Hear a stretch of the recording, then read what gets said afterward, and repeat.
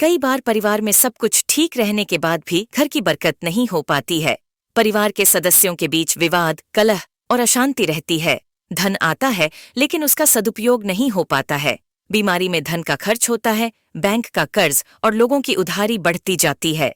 घर में नकारात्मकता का माहौल रहता है। इसका एक कारण आपके घर का मुख्य द्वार भी हो सकता है, जो वास्तु के अनुसार गलत दिशा में हो या फिर वास्तु के नियमों के विपरीत हो।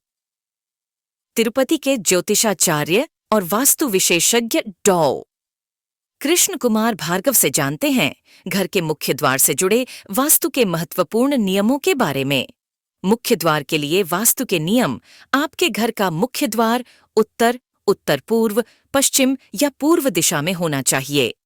यदि आपके घर का मुख्य द्वार दक्षिण, दक्षिण पश्चिम, दक्षिण पूर्व, उत्तर पश्चिम दिशा में लगा हुआ है तो वह कई प्रकार की समस्याएं पैदा कर सकता है।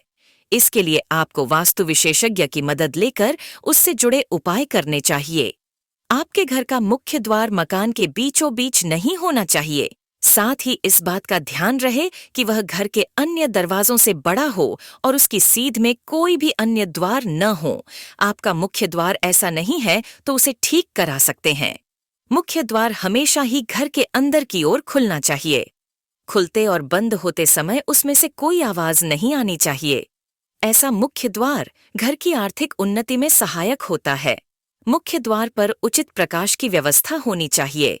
उसके बाहर नेम प्लेट होनी चाहिए और मुख्य द्वार को सजाकर रखें। उस पर तोरण लगाएं। इससे घर में सकारात्मकता आती है। परिवार के सदस्यों के बीच प्रेम बना रहता है। मुख्य द्वार के सामने कोई रुकावट न हो। लिफ्ट, सीढ़ी, खंभे, बिजली के पोल, पेड़ आदि नहीं होने चाहिए। मुख्य द्वार बाधा रहित हो। यदि ऐसा नहीं है तो घर की तरक्की नहीं हो पाती है। ये घर के अंदर नकारात्मकता फैलाते हैं। आपके घर का मुख्य द्वार हल्के रंगों से रंगा होना चाहिए। उस पर काले रंग के उपयोग से बचना चाहिए। उस पर आप ॐ, स्वास्तिक या कोई अन्य शुभ चिन्ह बना सकते हैं। इस बात का ध्यान रहे कि मुख्य द्वार 2 दरवाजे वाला हो। एक दरवाजे वाला मुख्य द्वार अशुभ माना जाता है। मुख्य द्वार को साफ सुथरा रखें। वहां पर कोई गंदगी नहीं होनी चाहिए। कई बार लोग फूल, माला लगा देते हैं। वे सूख जाते हैं और वहीं लगे रहते हैं। ऐसा नहीं होना चाहिए। मुख्य द्वार के पास आप केले, तुलसी आदि के पौधे लगा सकते हैं। मुख्य द्वार में एक दहलीज होनी चाहिए, जो इस बात को बताती है कि यहाँ से घर का आंतरिक हिस्सा प्रारंभ हो रहा है। दहलीज नकारात्मकता को दूर करके सकारात्मक ऊर्जा को घर में भेजती है। मुख्य द्वार को साफ सुथरा रखें। वहां पर कोई गंदगी नहीं होनी चाहिए। कई बार लोग फूल, माला लगा देते हैं। वे सूख जाते हैं और वहीं लगे रहते हैं। ऐसा नहीं होना चाहिए। मुख्य द्वार के पास आप केले, तुलसी आदि के पौधे लगा सकते हैं।